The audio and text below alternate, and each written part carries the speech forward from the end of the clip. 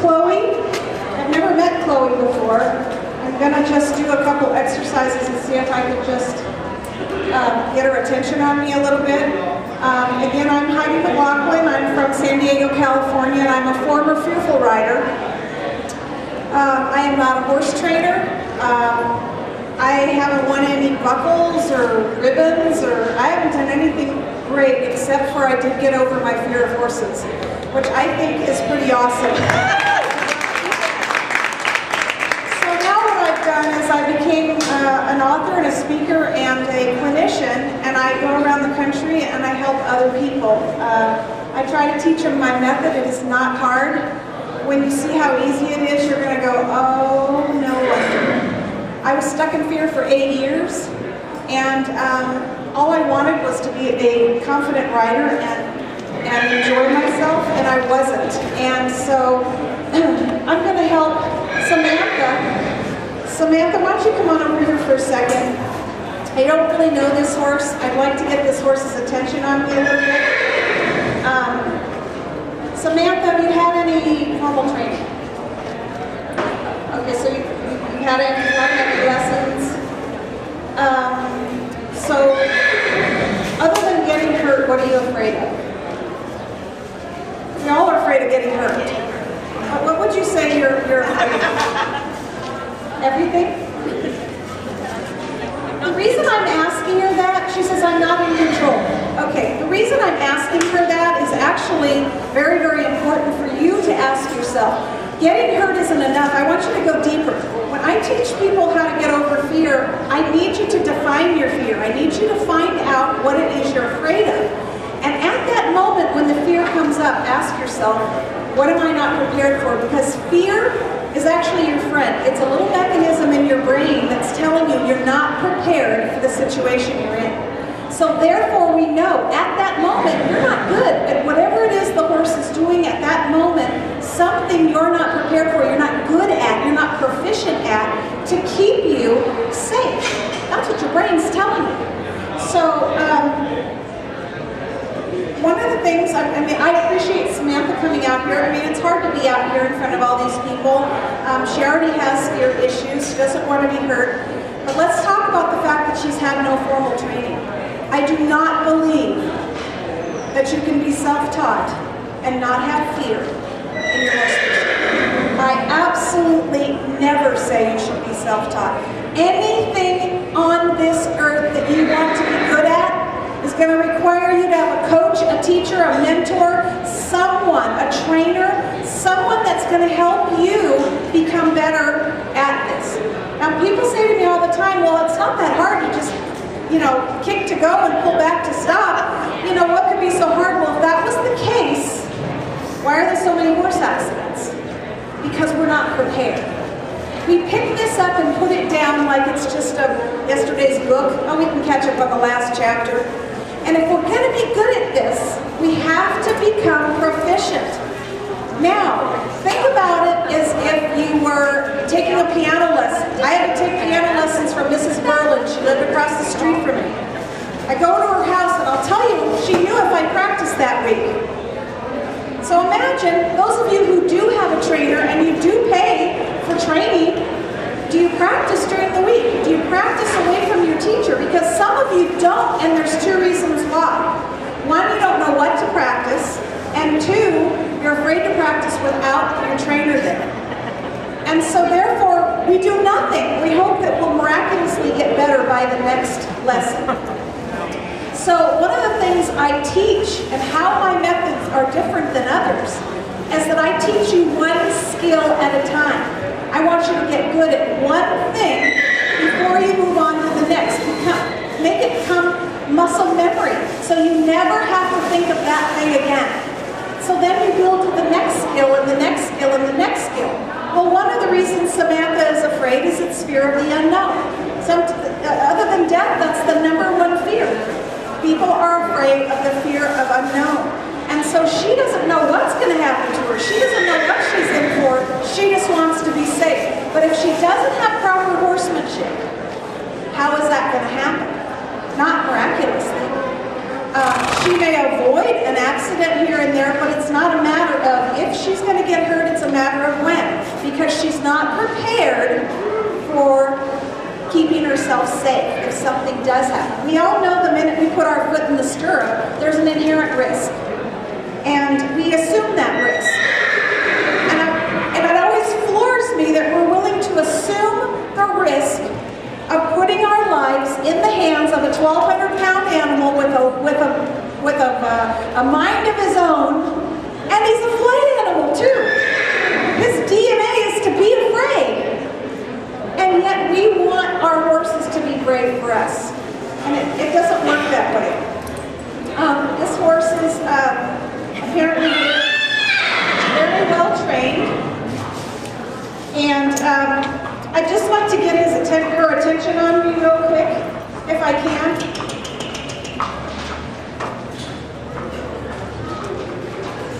Her eye is not on me yet. Her eye is not on me yet. I don't have her yet.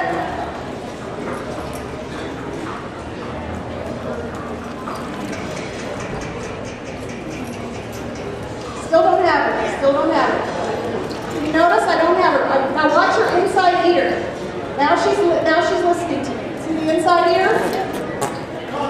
I don't have her yet. Okay, I still don't have her.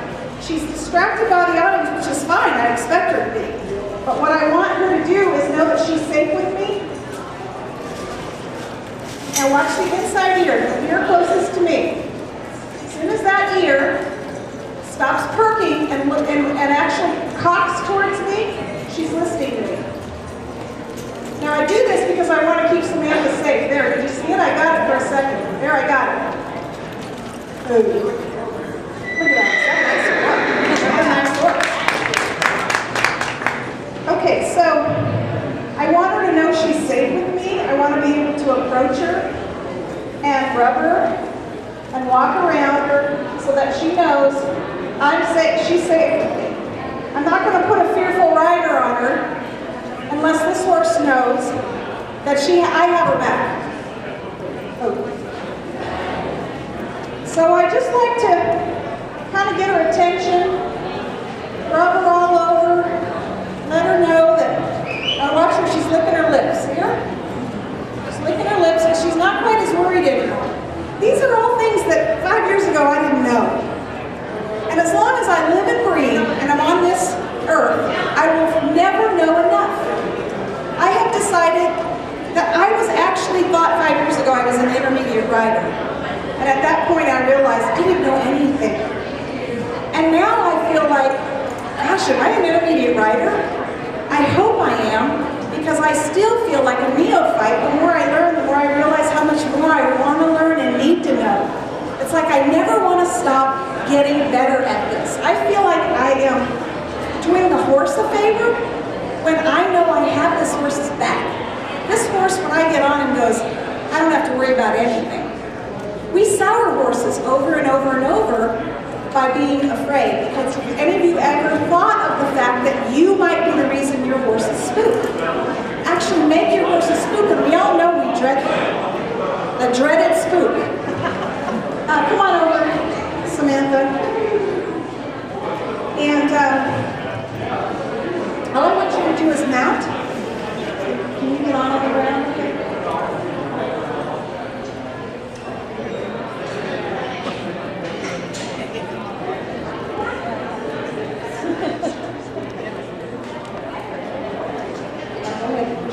See how your sides are not the middle?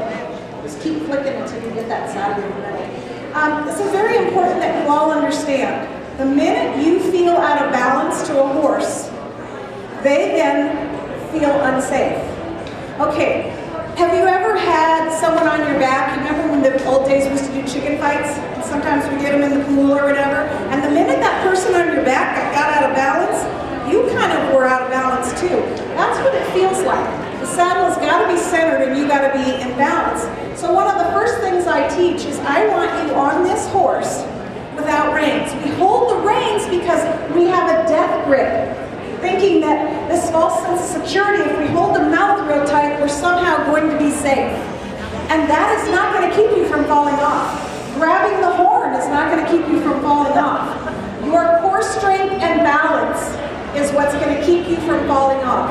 But we don't work on it, so let me show you an exercise. Now, this is going to be a crash course. Mind you, this program that I've developed is a good year-long program. But I'm going to show you this in a crash course form so that you can understand how I come up with the method, how doable it is, how it's not scary, and you're going to do it one step at a time, and you start to watch your confidence just soar. It's very doable, but sometimes it just never even occurs to us. Now, I don't want her holding on to the saddle horn. I want you to keep your hands up as if you're holding reins, just like where would you hold your reins. That's all I want you to do. And I want you to get used to the fact of what it feels like just to walk around. Now, this may not seem like much if you've never done it. All of a sudden you realize I don't have that safety of those reins. And what I'm trying to teach you is those reins aren't going to keep you safe. They've got nothing to do with safety.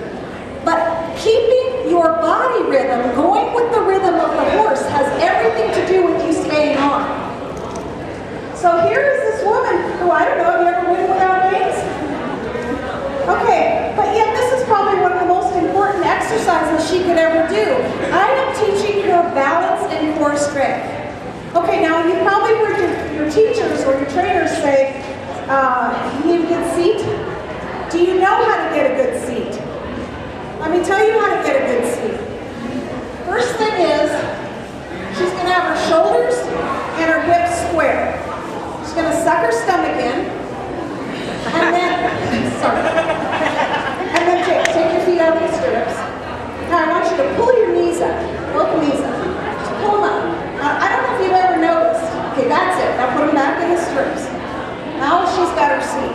Have you ever noticed? Have you ever been to a rodeo and you see the bronc riders, saddle bronc riders? First thing they're doing, they're always pulling their knees up. They're pulling their knees up together before they go out because they're getting their seat. This is a great exercise for you finding your seat. Another way to find your balance. So now what we have is her now, she's got her right seat. She's not holding on with a death grip. She is using the rhythm of the horse to keep her balanced. Now I like to turn around. I want her to feel what it feels like. I'm asking her to suck her stomach in, keep her heels down, and use her balance to stay in rhythm with this horse. How many of you ever have done an exercise like this? It's super important. It really does help you with your core strength. Now, my program is, she is to do this, have someone help her, and do this for a week or 2 weeks, whatever it takes. In my case, I did it every day for 7 days, 20 minutes a day, until it was rote. I could feel if I had my seat right. It was commanded to muscle memory. I could feel that my heels were down. I could feel that I was in that saddle and I had balance. Do you think you can do this at a trot? Put your knees up again and try that. Really put yourself in that, and then now put your feet back in the stirrups.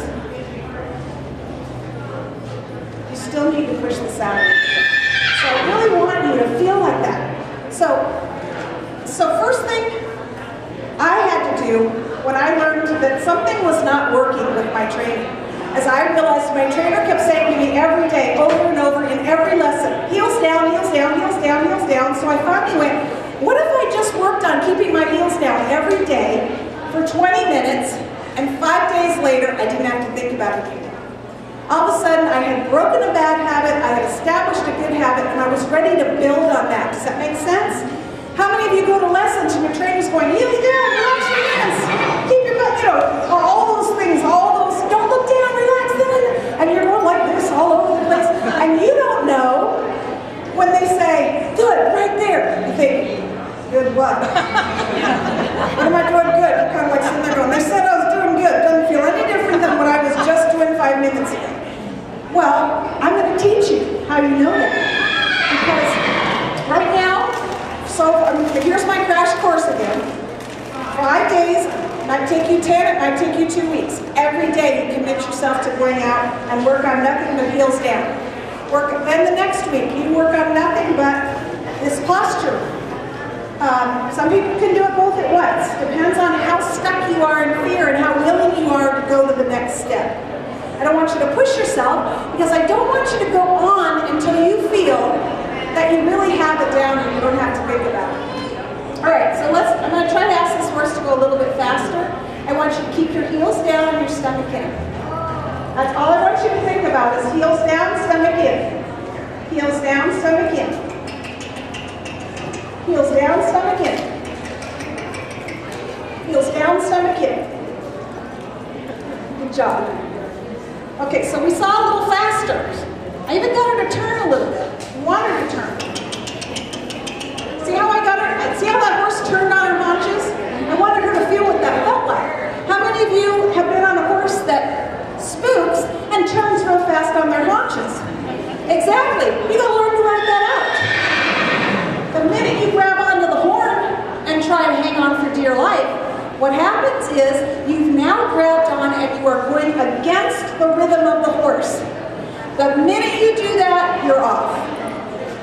That's why you have to learn to ride with the rhythm of the horse. So I asked the horse to move out a little bit. Different gaits, different feelings.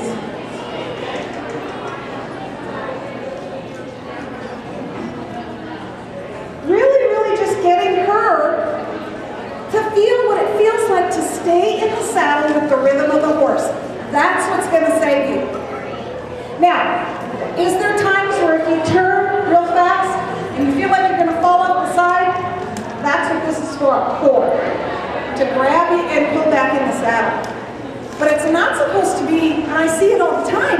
People go into a trot, they go into a lope, and they immediately grab the saddle. Now they're going against the rhythm of the horse, and they're setting themselves up to fall off and get hurt, which is what we all don't want. But see how, if you can see how it is, we actually do this stuff to ourselves. We make ourselves fall off, we make our horse spook, and we are unsuccessful at the canter and at the trot because of the fact that we don't have our core strength and our balance. So we grab on immediately, trying to save ourselves. The horse feels your panic. The horse goes, in his mind, is like, I'm out of here. I have no leader. My instinct is to run from fear and go back to safety. He doesn't care about you anymore. He's trying to save himself. So if you think about it, we're going about this all wrong. We're trying to learn too much too fast. We're not learning it the right way. And we're putting our own self in danger every time we get on and try to do it another day, but incorrectly. What do they say? The definition of crazy is when you go out and do the same thing every day and expect a different result. Well, that was me for 8 years. 8 years. I went out every day and just prayed that I would be safe and prayed that it would go well. Now, how ludicrous is that? I'm not doing anything different, but that's all I did. Even if I had a good ride, I'd go, I didn't die today. But all I worry about is tomorrow. What about tomorrow? What if I die tomorrow? Oh, great way to enjoy your horse, right? But that's what we do. I just want to see her move a little more. Now, one of the reasons I'm not going to try to push Samantha to do a lot more is that she hasn't had a lot of training. I have people that come to me and they say, I said, what are you afraid of? I'm afraid to canter. Well, then that would be what I would work with that person for the day. But of course, I'm going to take them through this and say, do you even have any center core balance? I'm going to find out if they have bad habits. I'm going to find out where they're at in their horsemanship. With Samantha, somebody's told Samantha all you have to do is kick to go and pull back to stop. How hard is it? Well, it must be hard because she's terrified. And we know once you get into this, it's not easy. It's not easy. People say to me all the time, and if I'm hurting your feelings, I don't mean to. Remember, I'm a former fearful rider, so I was you. I know what this feels like. But people say to me all the time, when I was little, I rode bareback and I got thrown off all the time and I did this, that, and the other thing. And I never got hurt and I was never scared. Well, two things. Number one, you grew a brain. Number two, you weren't as good as you thought you were. Nobody really taught you that well when you were a child. They didn't teach you the ins and outs of horsemanship and how to stay safe. They didn't need to, you just off and went. And then, like me, I don't ride anymore. I go to college, I meet my husband, we get married, I have children. And then in my 40s, I decided I want to get back in horses. And all of a sudden I go, whoa, I don't remember it being this scary or this hard. What the heck is going on? And then I realized, I mean seriously, I took lesson after lesson after lesson. I had 6 or 7 trainers. Every one of them said, sell that horse and buy one of mine. Sell that saddle and buy this one. If I could have half that money back, I would be in a Caribbean cruise right now. But what I'm saying is I bought and sold 7 horses. I bought and sold all this different equipment.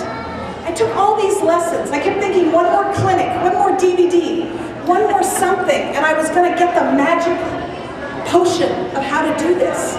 But yet I never knew it right from the beginning. So what I say to you, are you willing to go back to basics? Because that's what it's going to take. You got to break bad habits and relearn good habits and do it correctly, but you're not ready to move on to the next step until all of this is rote. You don't have to think about it anymore. It's muscle memory. Her heels are never going to point again because she practiced it so long. Her proper posture is going to be perfect because she doesn't have to think about it anymore because she worked on it so much. She also is going to feel very, very comfortable in the saddle because for 2 weeks she did nothing but work like this. Somebody walked her around with this horse and she walked all around and she started to feel what it felt like to move with the horse. And then she's ready to go on. Now, like I said, it's a crash course. Imagine now, I always say to people, do you realize that you might have been the one that made your horse spook?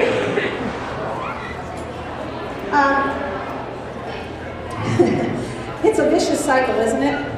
We are nervous, we get on our horse is nervous because we're nervous. By the way, we made him nervous because the last 2 years we've been nervous, so why would he expect anything else?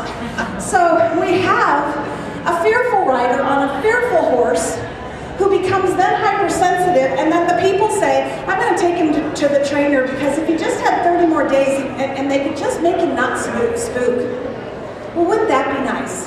If that worked, we wouldn't have so many horse accidents. You have to learn how to handle the horse when he spooks, so therefore you don't dread it so much. So imagine that. Imagine if you were so good at how to handle your horse when he spooked, you never worried about it again. Okay, well, let's talk about that for a second. All right, so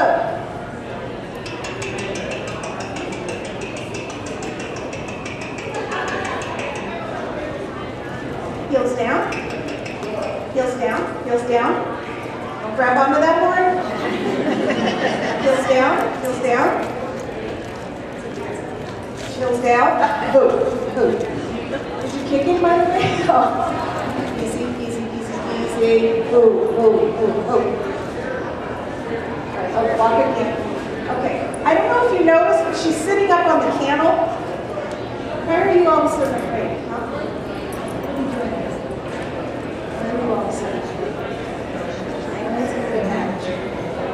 She's sitting up on the cantle. I don't know if you noticed, she was changed. Good, you just changed where your butt was. She's not going to stay in the saddle, sitting up here on the cantle. Pick up your knees again.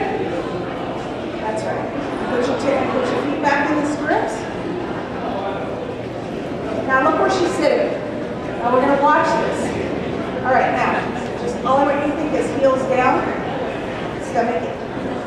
Those are the two things you're going to think about. You can breathe, by the way.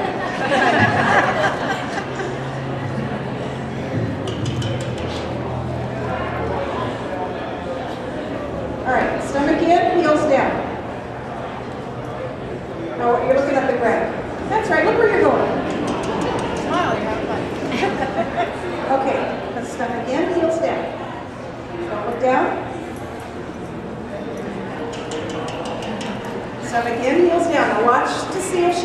in the saddle or goes on the cantle. Heels down, heels down, heels down, heels down, heels down, heels down. Heels down. Oh.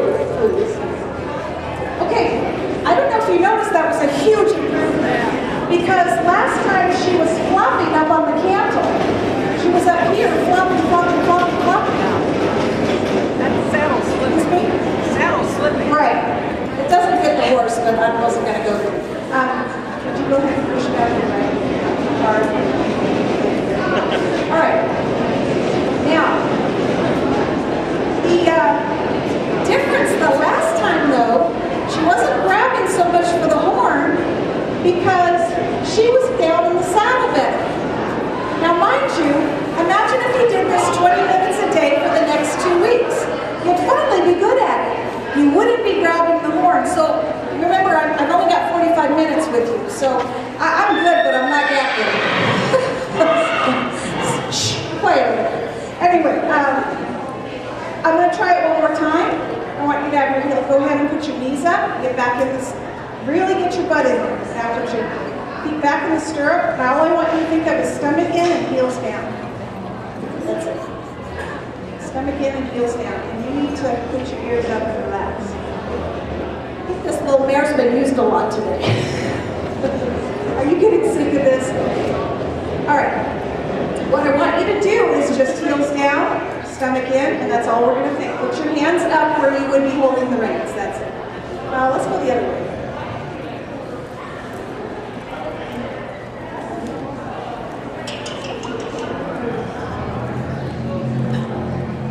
All right, heels down, stomach in. Your stomach is not in. That's it. That is it. I don't know if you noticed, she just went boom. I saw her hips go right under. Now imagine, this takes time. You got to remember, this is going to take time for her never to have to think about it. That means keeping your stomach in is huge to get your hips under where you want your seat. Oh. Wait a second. Were you holding on to the horn just then? Oh. Okay, not bad. I don't want you to clap yet. I don't want the horse to spook and I don't want her nervous. We'll work on that in just a second.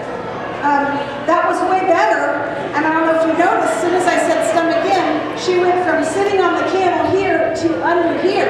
That's why when I say stomach in, that's where you're putting yourself in the saddle. Okay, so now she's learned. Now imagine, like I said, this is a crash course. She's done a week of someone leading her around. Whether or not she can handle heels down and stomach in for the week, I don't know. Or she just needs to do one or the other. That's up to the person. Excuse me, I'm sorry. So what I want you to now think about is heels down, stomach in, again. But I don't want you to grab for the horn. I just want you to think, like pretend you're ice skating or something and there's nothing to grab onto. You just got to stay up. That's all I want you to think about. Okay, heels down, stomach in. This little mare has been used a lot today. She's been very sweet.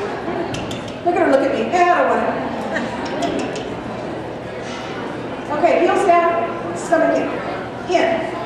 There. Now your stomach's in. Don't look down. Stomach in. Stomach in. That's it. Now stomach in. Stomach in. Oh, sorry.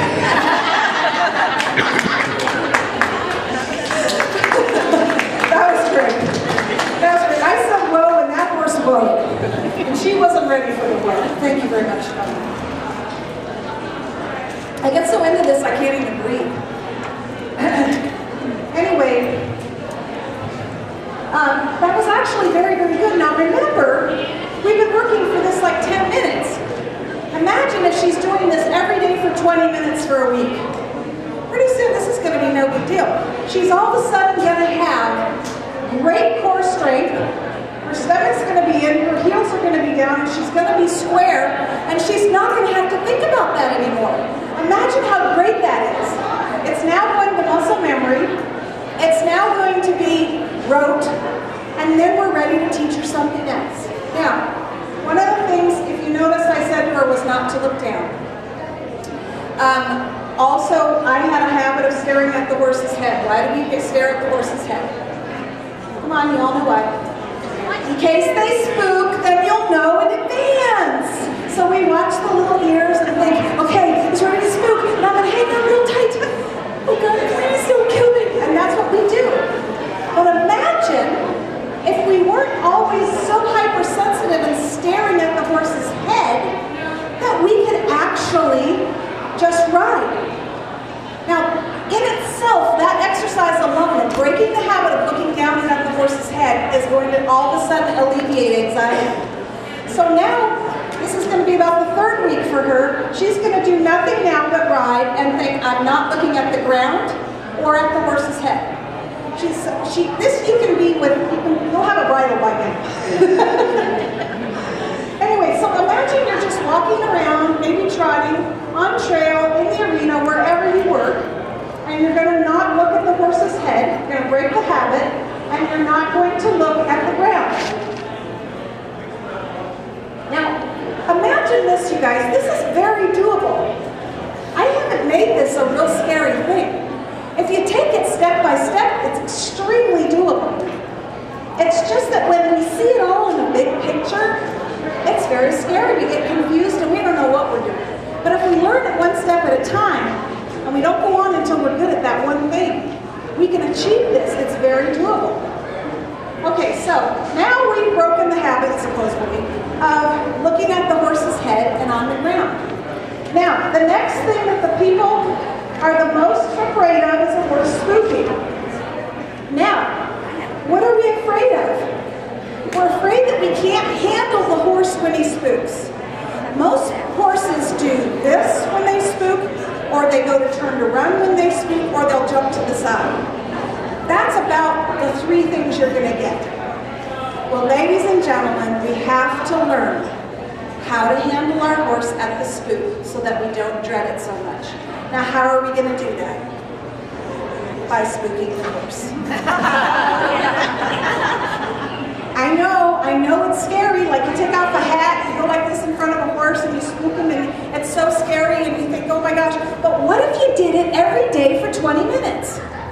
Until you thought, that wasn't so bad, I was able to stay on. By the way, I've got core strength, I've got my stomach in, I know how to have my feet, I know where my hands are supposed to be because you've gotten to that point and you practiced it so much that you thought, oh, all my horse does is do this. In my case, my horse turns to run. What do you do in that case? You take your direct rein and you get him back to what he's looking at. You don't let him turn and run. Because that's when he turns and runs and goes, ah, and then you go, ah, and then everybody's off. But if he goes to turn and run and you grab that rein and pull him back to what he's afraid of and let him look at it for a second. Breathe, relax, it's not that big of a deal. Our reins are going all over and we go in the fetal position and next thing you know, a little spook turns into this huge accident. I know because I was you, I did it. So one of the things I had to learn, which is in my DVD, my 12-step program, excuse me, was rein management. You're riding along, you're holding on, something happens, you have to be able to slide down, grab so that you can control that horse. This is another one of those exercises that you're going to work on every day for 20 minutes. I used to tie the reins on, you could tie it on the back of a chair, on the pipe corral, and you practice down, here. I mean, to the point where you're so good at it, you don't have to think about it. You can do it with your eyes closed, and you should. You should be practicing that. Okay, so you're doing it. Now you're to the point where you're ready to have someone spook your horse and do what we call desensitizing, but we don't desensitize the horse. We're desensitizing you. So you're not going to see like a big ball or a tarp or hanging noodles out on the trail. But you can work with those things to stimulate your horse in a setting like this in an arena and get good at it so that when it does happen out on the trail and you put your arms up and he flinches or something, then you're like, oh, I practiced that so much in the arena. I had him walk over. Imagine now, why would we have him walk over a tarp? We have him walk over a tarp because it's not something they really want to do. Some horses don't care. Some horses. But what we're asking them to do is to trust us. So we give them one step and then we release the pressure. We give them one step, release the pressure, and then they go to 2 steps. So what we're asking is that when you're out on the trail and you're asking him to go down through a ravine or cross a river or whatever, that he trusts you that we can do this. But if you're standing there waiting for him to make a decision, he's going to decide he just doesn't matter. That's why we have to be the driver, not the passenger.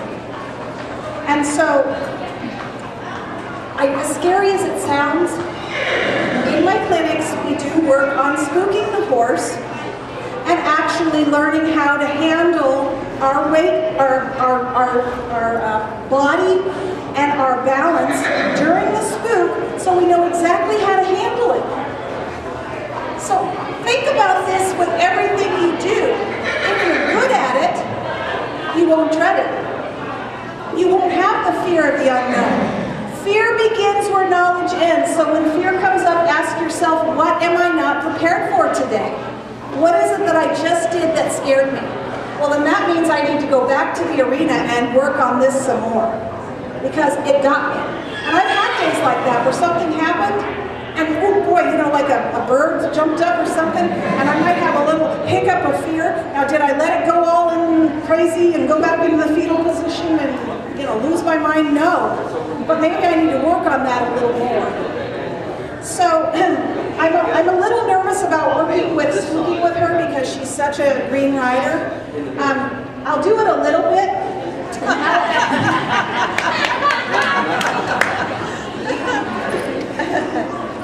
I'll do it a little bit just so it kind of gives you an example.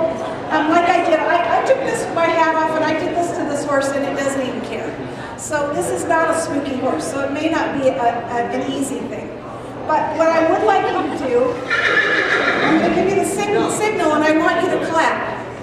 And it might make the horse look up a little, but all I want her to do is exactly what she was doing before. Stomach in and heels down.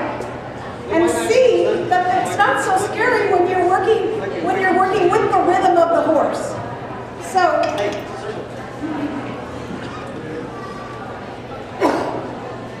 same kind of thing. Okay, now where is your seat? Oh, it's not bad. Okay, lift your knees up again. Great exercise, you guys, to find your seat. Now your seat is the 3 bones. You want to be sitting on both hip bones and your tailbone. That's your seat. Okay, so if you're sticking your butt out too far or you're all over down, that's wrong. Remember that in this exercise, and I got it from these brown riders, the reason they lift up both knees, you'll see them in the chute, is they want their seat, okay? Now, all I'm going to ask you to do is I want you to clap lightly and go.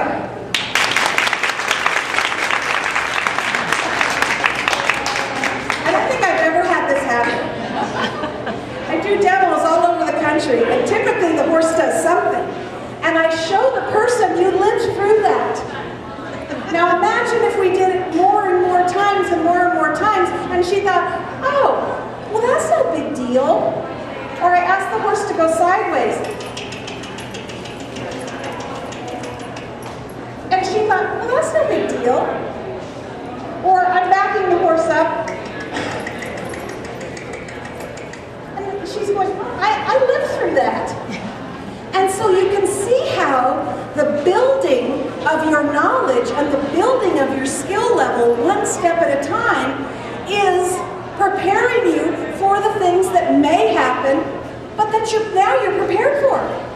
Now when my horse spooks, I don't care. I've had people say to me, well, my horse gets really nervous when we get on a trail and we go out on, I take him out of the trailer, we're going on a trail ride. I can see why that would be scary because I was there once. Pull the horse out of the trailer, he looks around, he's sniffing, he's not familiar with the area, and he's uppity and anxious. We tie him to the side of the trailer and he's swinging his butt around, and then we get anxious. Now there's an art to this. I ignore that behavior. I don't even act like that horse is doing anything. That takes practice, like all of this. It takes practice. This is why I said, you can't just pick this up and put it down and just when you feel like it and then hope you're going to live. If you really, really want to be a good rider and you want to be safe, you have to decide, I'm going to learn this now. Imagine if you decided you were gonna learn kickboxing, and you went to a couple lessons, and then you didn't go for a while, and your coach said, come on out for one of those tournaments. Well, you wouldn't be prepared. But you either decide you're gonna take kickboxing and get good at it, or you don't. It's the same with your horsemanship. I always say to people when they tell me, well, I'm self-taught, and I watched a DVD once, and I think, well, would you want your doctor to do surgery on you after you watch the DVD? I mean, like, seriously, we're trying to keep ourselves safe here. And the thing we fear the most is getting hurt.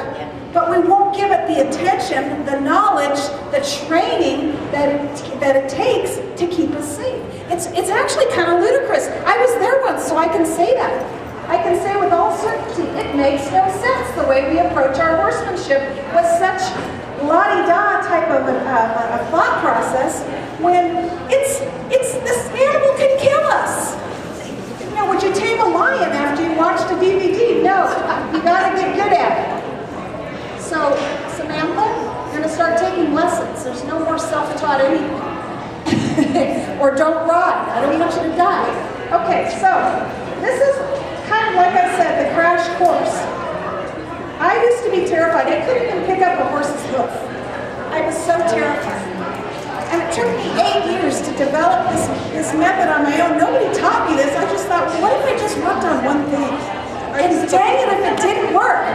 And I was like, I'm on to something. I've got to share it with all of you. I want you to know how great it feels, not just to ride with confidence, but with joy. And not be dreading every single ride and wondering if I'm going to die today.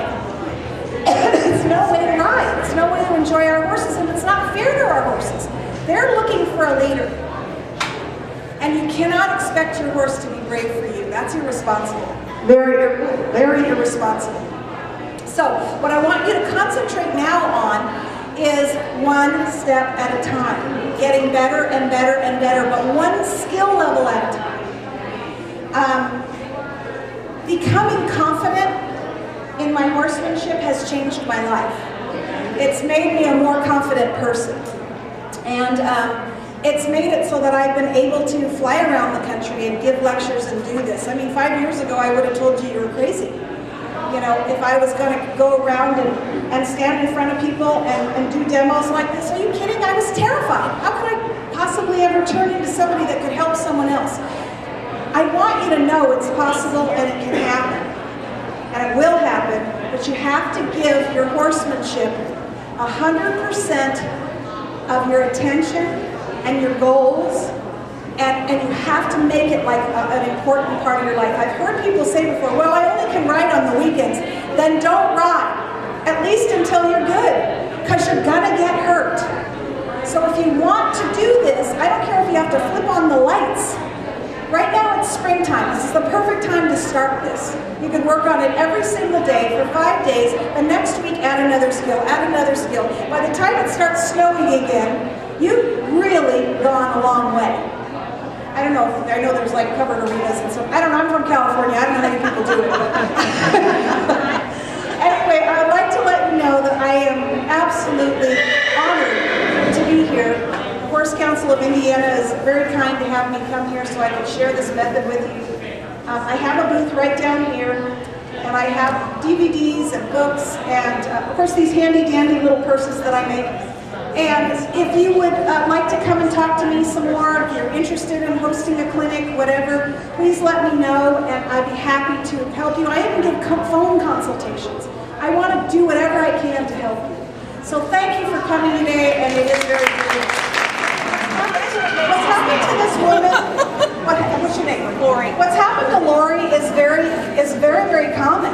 What happens is the horse is so tired of you scaring him that he decides he doesn't want anything to do with you.